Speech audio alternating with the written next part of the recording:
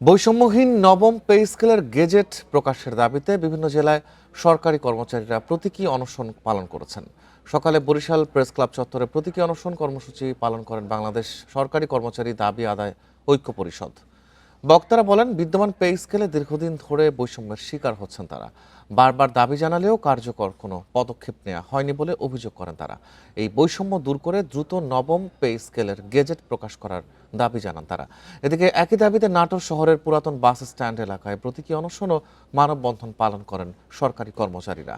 তারা বলেন, দ্রব্যমূল্যের লাগামহীন ঊর্ধ্বগতির কারণে বর্তমান বেতন দিয়ে সংসার চালানো কঠিন হয়ে পড়েছে।